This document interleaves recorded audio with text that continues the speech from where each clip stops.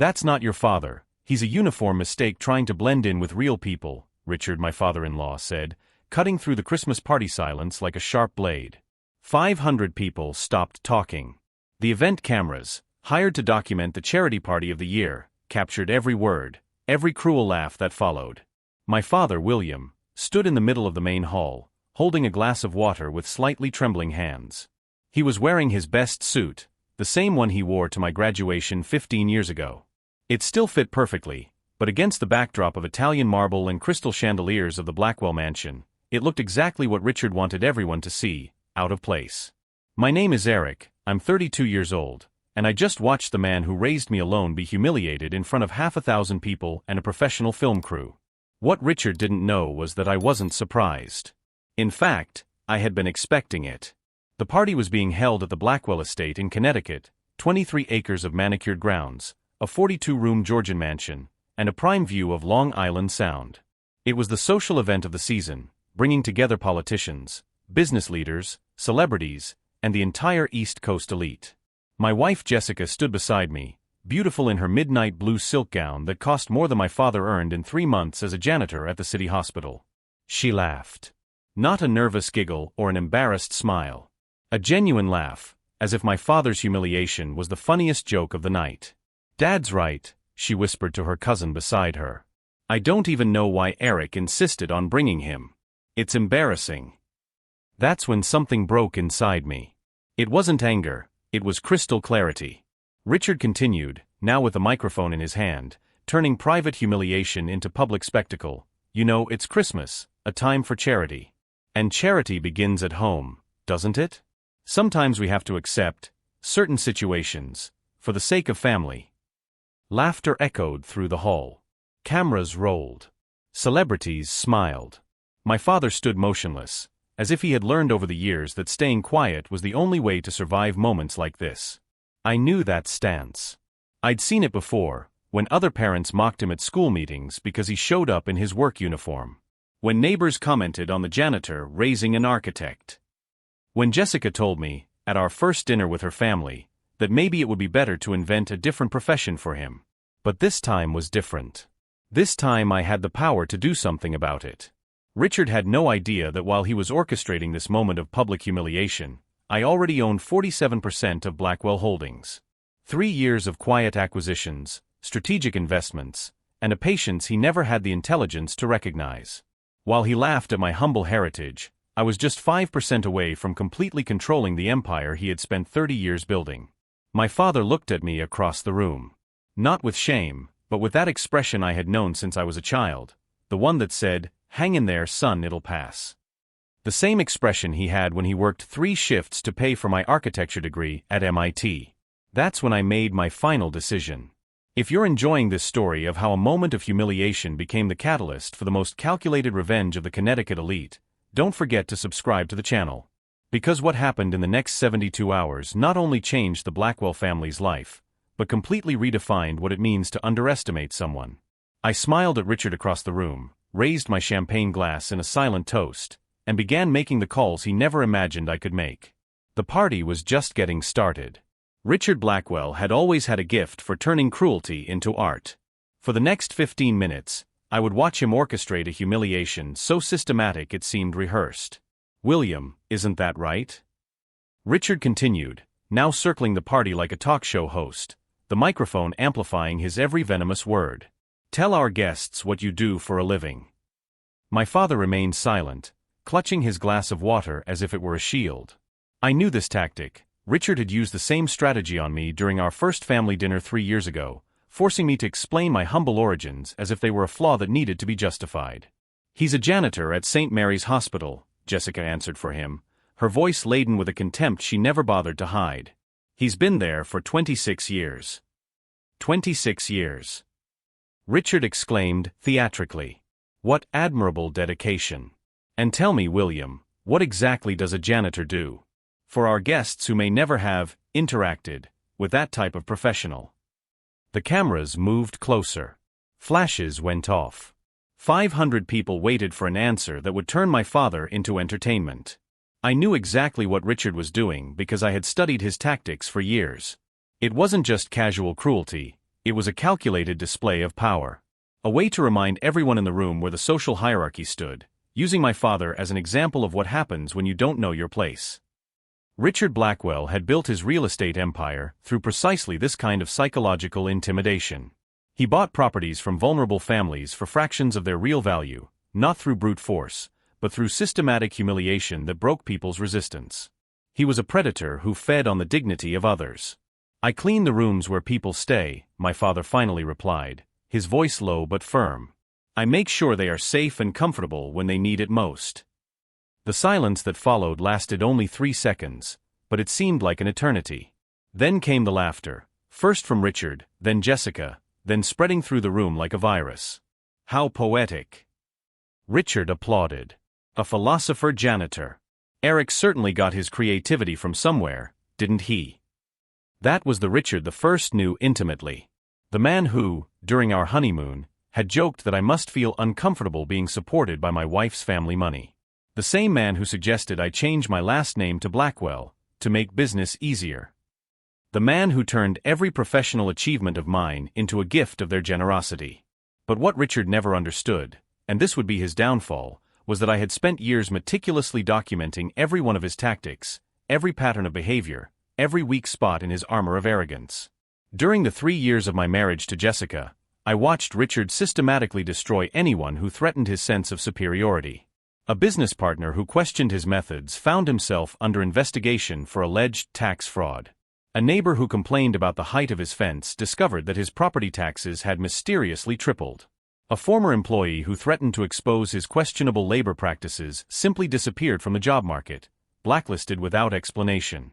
Richard operated through a network of corrupt contacts, political favors, and subtle blackmail. He didn't just hurt people, he erased them. And Jessica was his most devoted disciple. "Dad, you have to tell the story of how you met William," she said, her eyes sparkling with a mischief I had learned to recognize. "It's hilarious." Richard smiled, recognizing his cue. "Oh yes.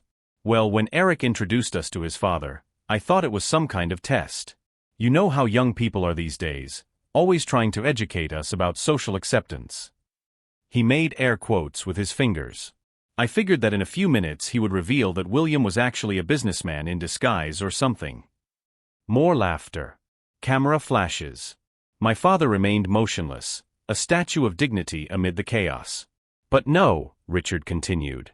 "He really is just that. A janitor. And Eric actually expected us to socialize with him." It was at that moment that I fully understood the extent of my own naivety. For 3 years, I had believed that I could be a bridge between two worlds. That my professional success would eventually earn them respect. That Jessica loved me enough to defend our family. I was wrong about everything. Jessica never loved me. She loved the idea of turning me into something else. Richard never respected me. He tolerated me as his daughter's charity project. And I was never part of the family. I was an interesting mascot they could show off when convenient and humiliate when bored. But they made one fatal mistake. They underestimated not only my intelligence, but my patience. While Richard continued his public spectacle, I discreetly checked my phone. 3 messages confirming that the final transfers had been processed.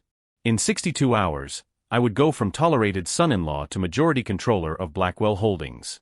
"Eric," Richard now addressed me directly, "don't you think you should have prepared your father for an event of this magnitude?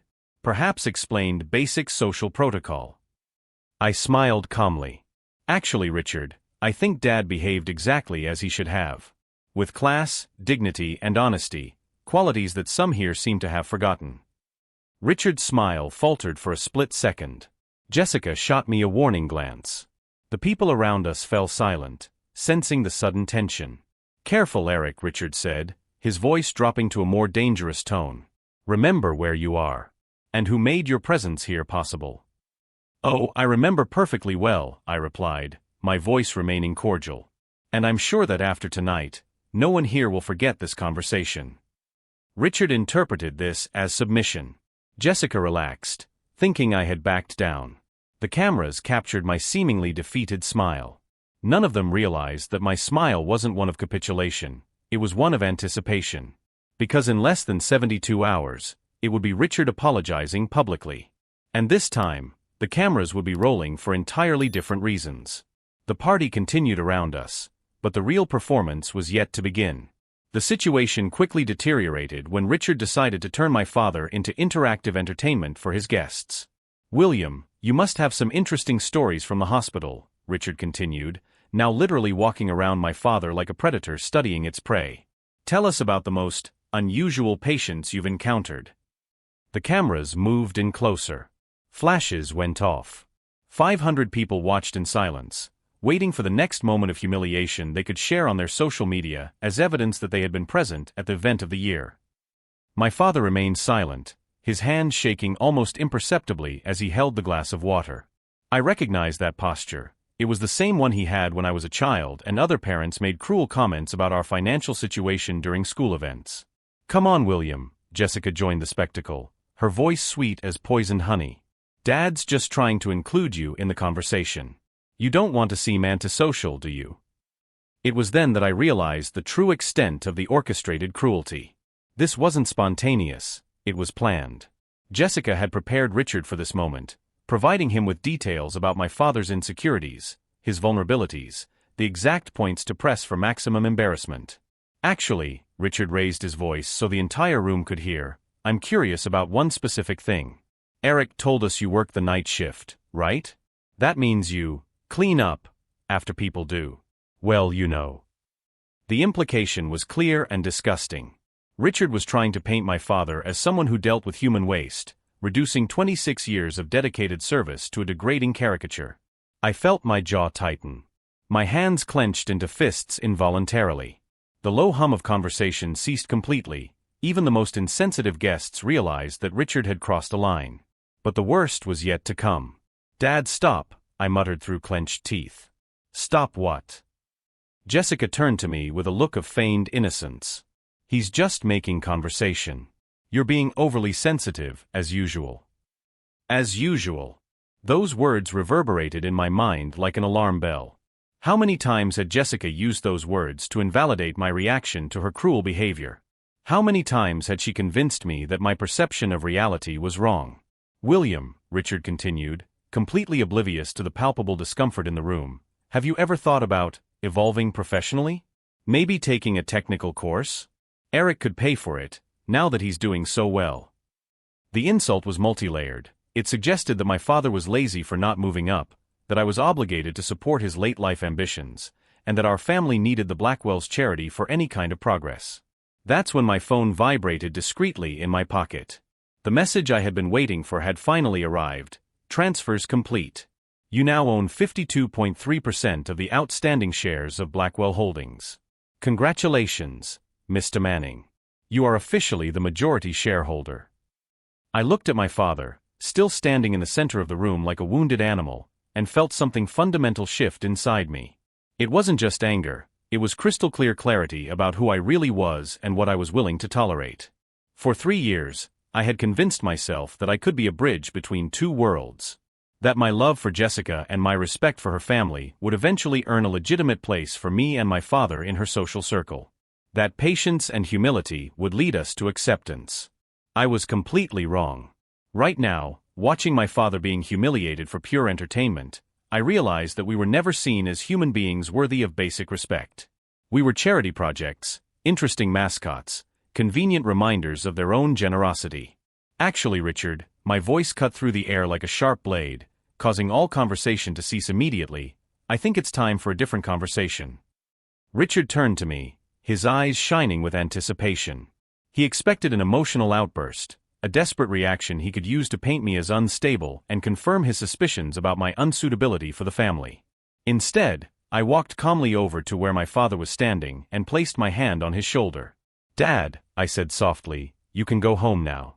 I'll take care of the rest." William looked at me with an expression that was a mixture of gratitude and concern. He knew that tone in my voice. It was the same one I used as a child, just before doing something I knew would have serious consequences. "Eric," Jessica whispered urgently, "don't make a scene. You'll regret it." I smiled at her, a smile that didn't reach my eyes. "You're right about one thing, Jessica. Someone here is definitely going to regret this." As my father discreetly made his way to the exit, Accompanied by the curious glances of the guests, I pulled out my phone and began typing a message to my corporate lawyer. Activate the hostile takeover protocol tomorrow at 9 a.m. time to take control of Blackwell Holdings. Richard was now chatting animatedly with a group of investors near the bar, clearly enjoying his cruel performance. Jessica had joined her friends, probably sharing intimate details about my family's social inadequacies.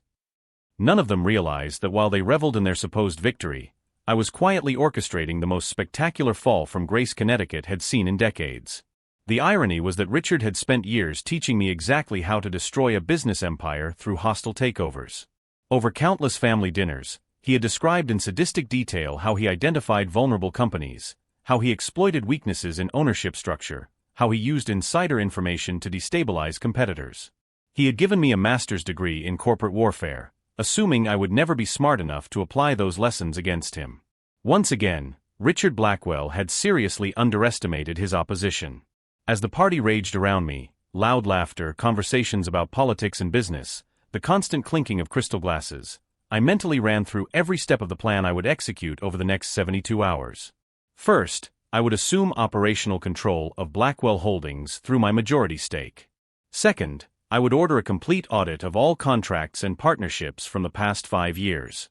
Third, I would use my new authority to expose every questionable scheme, every ethical shortcut, every financial manipulation Richard had used to build his empire. But the most satisfying element of my plan wasn't public revenge, it was education. Richard would spend the rest of his life learning exactly how it feels to be underestimated, disrespected, and treated like a social inconvenience. Eric, a female voice, interrupted my thoughts. It was Catherine Thornfield, an investigative journalist with Bloomberg who covered corporate scandals on the East Coast. Catherine, I greeted her cordially. What a surprise to see you here.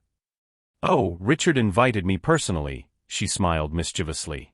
He said there would be some interesting revelations tonight about corporate restructuring in the region. My heart raced. Richard didn't know that Catherine was known for exposing questionable corporate practices. He had just invited the fox to guard the henhouse, assuming his own reputation was unassailable. How interesting, I replied calmly. I'm sure it will be a memorable evening for everyone involved. Catherine studied me for a moment, clearly detecting something in my tone. You know, she said thoughtfully, I've always found it fascinating how certain families manage to maintain such impeccable facades for so long. Until someone with inside knowledge decides that the truth needs to come out. Our eyes met, and in that moment, I realized that Catherine wasn't here by chance. She was hunting a story, and she had just identified a potential source with privileged access to the inner workings of Blackwell Holdings. I smiled genuinely for the first time that evening. Catherine, I said softly, how about we meet for coffee tomorrow morning? I have a feeling you'll want to hear what I have to share. As we exchanged contact information, Richard continued his cruel performance in the center of the room, completely oblivious to the fact that he had just provided his future tormentor with both the motivation and the perfect opportunity for his complete destruction. The party around us pulsed with energy, music, and laughter, but all I could hear was the silent sound of an empire about to crumble. And this time, it would be my father watching from home, comfortably, while Richard learned what it meant to be publicly humiliated. The real party was just getting started. The morning after the party, at 7:15 a.m., I was sitting in the office of my corporate lawyer, Marcus Chun, in Manhattan. The meeting had been scheduled at 3 a.m. by text message. Marcus knew that urgent client calls meant lucrative opportunities. 52.3%, he confirmed, flipping through the transfer documents. Officially, you are the majority shareholder of Blackwell Holdings as of yesterday at 4:45 p.m. I smiled, remembering the exact moment I received that confirmation. While Richard was publicly humiliating my father, I was gaining legal control of his company. Marcus, I need you to prepare 3 things. First, a call for an extraordinary board meeting for tomorrow at 9 a.m. Second, a full forensic audit of all contracts from the last 5 years. Third, an order for Richard Blackwell's immediate removal from any executive function. Marcus stopped typing and looked at me directly. Eric, are you sure? This will create a full-scale war. Richard has powerful connections, the resources to fight this in court for years. He had 3 years to treat me like a human being, I replied calmly. He chose to use that time to turn me into family entertainment. Now it's my turn to choose. What Marcus didn't know And what Richard had never suspected was that my quiet acquisition of the shares had not been motivated by corporate ambition, but by self-preservation. During the first 2 years of my marriage, I had noticed a disturbing pattern in the Blackwell family's jokes. First came the seemingly innocent comments about my background. Then came the suggestions that I should be more grateful for the opportunities my marriage had given me. Finally, the veiled threats that if I didn't behave properly, I could lose everything very quickly. Richard had made the classic mistake of every domestic tyrant. He assumed his victim was stupid. For 18 months, I meticulously documented every questionable transaction of Blackwell Holdings. Contracts awarded without bidding. Bribes disguised as consulting fees. Tax evasion through shell companies in the Cayman Islands. Richard had built an empire, but it was built on a rotten foundation. The Bloomberg journalist, I continued, Catherine Thornfield. She wants an exclusive interview tomorrow afternoon. Prepare a complete dossier, numbers, dates, documents. Everything legal and verifiable. Marcus shook his head slowly. How long have you been planning this? Since the first dinner at their house, I admitted. When Richard told me I should give thanks every day that I was born in a country where janitors can raise architects. At that moment, I realized he would never see me as an equal. Just an interesting social experiment. As we spoke, my phone vibrated with a message from Jessica. Dad wants to talk to you about last night. He said you were disrespectful and need to learn boundaries. Come home early. I showed the message to Marcus, who let out a bitter laugh. She really thinks you're going to apologize? She thinks I'm the same man who married her 3 years ago, I replied. That man wanted their approval desperately. This man just wants justice. The irony was delicious. For 3 years, Richard had inadvertently taught me everything about hostile takeovers, market manipulation, and corporate warfare. Over endless family dinners, he described in sadistic detail how he identified vulnerable companies, how he exploited weaknesses in corporate structures, how he used insider information to destroy competitors. Each story was told as a lesson in how business really works, assuming I was too young and naive to apply these techniques against him. Once again, Richard Blackwell had seriously underestimated his opposition. What about Jessica? Marcus asked. I stopped signing documents and looked at him directly. Jessica made her choice last night when she laughed at my father's humiliation. She can stay with the family she chose to defend. At 11 in the morning, I was back at my architecture office in the financial district, reviewing the final plans. My secretary, Linda, brought me coffee and looked at me curiously. Mr. Manning, there are reporters outside. They say they want comments on developments at Blackwell Holdings. Do you know what they're talking about? I smiled. News traveled fast in the Connecticut business world. Linda, starting tomorrow, we'll have a lot of visitors from the press. Prepare a conference room and make sure we have enough coffee. If you followed this journey so far and want to find out how one man turned years of systematic humiliation into the most spectacular takeover in Connecticut business history, subscribe to the channel.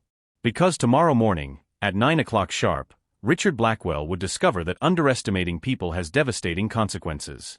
At 4:45, I got the call I'd been waiting for. Eric, it's Richard. We need to talk. Urgent. There was a tone to her voice I'd never heard before, not the usual arrogance, but something closer to controlled panic. Sure, Richard. How about tomorrow morning? 9 o'clock? At the Blackwell Holdings office. A long silence. Eric, what have you done? Nothing yet, I replied calmly. But at 9 in the morning, I'll start dismantling everything you've built using the same tactics you taught me. I hung up before he could respond. From my office window, I watched the sun set over Manhattan. In 12 hours, Richard Blackwell would discover that humiliating hard-working families in public comes at a very specific price. And that price was exactly the value of a $300 million business empire. At 9 o'clock sharp, I entered the Blackwell Holdings boardroom as if it were any other Monday morning. Richard was already there, accompanied by Jessica, 3 members of the board of directors, and 2 lawyers I didn't recognize. Their faces showed a mixture of confusion and contained irritation. Clearly, no one understood why I had called an emergency meeting. Eric, Richard stood up, his voice trying to maintain its usual authority. I hope you have a very good explanation for this procedural irregularity. I smiled calmly as I placed my briefcase on the main table, the same table where, for 3 years, I had been treated as a tolerated guest rather than a member of the family. Actually, I do, Richard. Marcus, please begin. My corporate lawyer entered through the side door, carrying a box of documents and accompanied by 2 forensic auditors whom Richard recognized immediately. The irritated expression on his face turned to something closer to alarm. Gentlemen, Marcus announced formally, as the majority shareholder of Blackwell Holdings, Mr. Eric Manning is exercising his right to assume immediate operational control of this company. The silence that followed was deafening. This is ridiculous, Jessica finally exploded. Eric doesn't own enough shares to. 52.3%, I interrupted softly, sliding the transfer documents across the table. Legally acquired over the last 18 months through 3 different investment entities. Richard took the papers with slightly shaking hands. His eyes scanned the numbers, the dates, the signatures. With each line, his face paled further. That's not possible, he muttered. I would have been notified of any significant acquisition. Only of acquisitions above 5% by individual entity, Marcus explained with professional satisfaction. Mr. Manning was very careful to structure the purchases through multiple companies, keeping each one below the mandatory disclosure threshold. It was at that moment that Richard understood completely. His eyes met mine across the table, and I saw the exact instant when reality crystallized in his mind. For 3 years, while he had underestimated me as an unsuitable son-in-law, I had quietly dismantled the foundations of his empire. You planned this, his voice was almost a whisper. From the beginning. Not from the beginning, I corrected honestly. From the first dinner at your house, when you told me I should give thanks every day for living in a country where janitors can raise architects. That was when I realized you would never see me as a human being. Jessica tried one last desperate maneuver. Eric, stop this madness. You're destroying our family over a misinterpreted joke. Dad didn't mean. Jessica, I cut her off firmly, your father wasn't joking last night. He was systematically humiliating my father for the entertainment of 500 people. And you laughed. I turned my attention back to Richard, who was still staring at the documents as if he could make the numbers change through sheer force of will. But Eric, Richard tried to regain control of the situation. Even assuming this is legal, you can't just show up and dash. Actually, I can, Marcus interrupted, handing him a second set of documents. Here's the court order authorizing immediate forensic audit of all Blackwell Holdings contracts, transactions, and partnerships for the last 5 years. The auditors were already setting up their equipment, preparing to comb through every file, every account, every document in the company. Richard stood abruptly, knocking over his chair. This is personal revenge. You're using corporate resources to settle family scores. No, I replied calmly. I'm using corporate resources to investigate legitimate suspicions of corporate mismanagement. Suspicions that have arisen during my 3 years as a silent observer of your business practices. It was then that I handed Richard a folder I had carefully prepared. Project Clearwater, a $200 million contract with the city, but only $60 million in actual work performed. Apex Limited Consulting, a company that received $15 million in fees but has no physical office or registered employees. The Blackwell Foundation for Urban Development, which transferred $7 million to accounts in the Cayman Islands. Every word I uttered made Richard shrink further into his chair. Jessica was white as a sheet, finally understanding that this wasn't a case of a husband throwing a tantrum, it was an ongoing criminal investigation. You documented everything, Richard whispered. For 3 years, I confirmed. Every dinner where you described your business strategies. Every time you explained how business really works. Every story about how to eliminate competitors through questionable tactics. Marcus smiled as he handed over more documents. Oh, and Mr. Blackwell? Bloomberg reporter Catherine Thornfield will be here at 2 p.m. for an exclusive interview about corporate practices in the Connecticut real estate industry. Richard's world crumbled visibly and completely. Not with a dramatic explosion, but with the silent collapse of someone who finally understands that he has made an irreversible mistake. Eric, his voice now carried a humility I had never heard before. Can we talk? Just the 2 of us? Maybe we can work this out, as a family. I rose from my chair, the chair that was now officially mine as interim CEO of Blackwell Holdings. Richard, I said softly, We are not family. Last night you made that very clear when you humiliated my father in front of 500 people. Today, you're finding out how it feels to be humiliated in front of an audience. I walked over to the panoramic window that offered a view of the entire Connecticut financial district. The difference is that my father's humiliation was gratuitous and cruel. Yours is a direct consequence of decades of illegal practices that you meticulously documented, thinking you would never be discovered. When I turned around, Richard had his head in his hands. Jessica was crying silently. The board members avoided eye contact. The auditors estimate they'll need 72 hours to complete their initial review, Marcus announced. But based on the preliminary documentation, we expect to uncover enough irregularities to. He didn't need to finish the sentence. Everyone in the room understood perfectly. Richard Blackwell wasn't just losing control of the company, he was losing his freedom. And as I watched the man who had spent years treating me like his daughter's charity project, I felt not cruel satisfaction, but a strange sense of justice finally being served. The real lesson was just beginning. 72 hours later, Richard Blackwell was handcuffed in front of the Blackwell Holdings building, escorted by federal agents as reporters from 3 national networks captured every second of his public fall. The forensic audit had revealed a corruption scheme that spanned an entire decade. Inflated contracts, shell companies, systematic tax evasion. The empire Richard had built with such pride was crumbling like a house of cards under the relentless light of the investigation. "Mr. Blackwell," shouted a reporter, "any comment on the charges of $67 million in fraud?" Richard kept his head down as he was placed in the police car. There was no more arrogance, no more condescending smiles. Just a 62-year-old man facing the consequences of decades of systematic cruelty. Catherine Thornfield had kept her promise.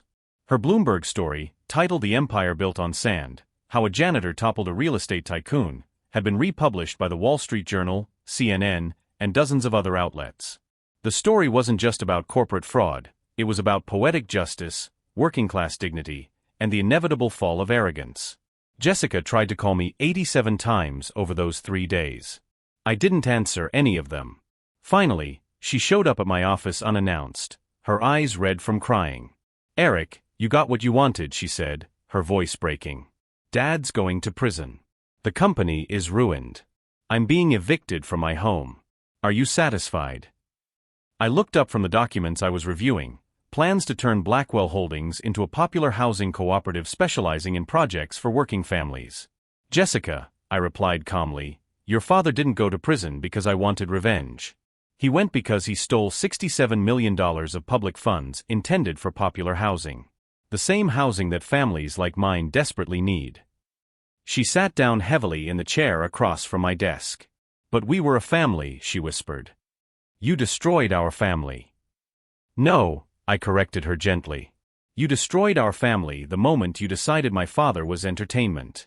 That our background was a joke. That our dignity was negotiable." I picked up a photograph from my desk, my father and me on my graduation day from architecture school. He was wearing the same suit he wore to the Christmas party, smiling with genuine pride. "You know what the difference is between our fathers, Jessica? Mine built a man. Yours built a thief." 2 months later, the transformation was complete. The former Blackwell Holdings had become the Manning Development Group, focused exclusively on affordable housing and community revitalization.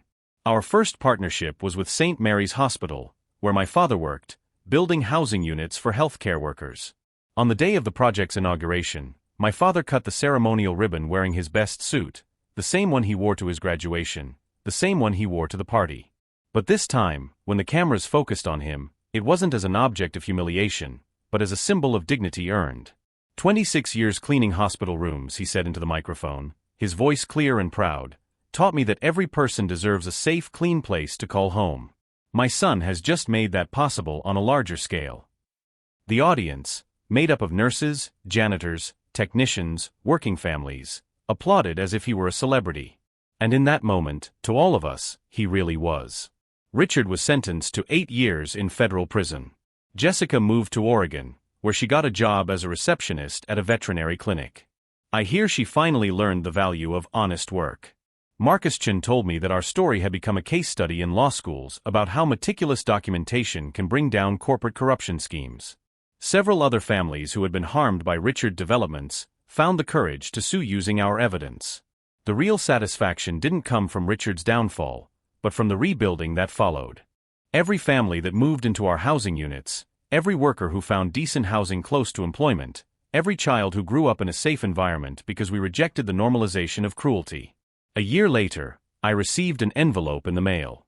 Inside was a simple card: "Thank you for teaching me that there is a difference between success and meaning. R.B." Richard had written from prison. I didn't ask for forgiveness or offer reconciliation. Some bridges burn to protect what's on the safe side. 3 weeks ago, I stumbled across an old photo of us from my first Christmas with the Blackwell family. We were all smiling for the camera, looking like the picture of family bliss. I kept the photo not as a trophy, but as a reminder of the price of confusing privilege with character.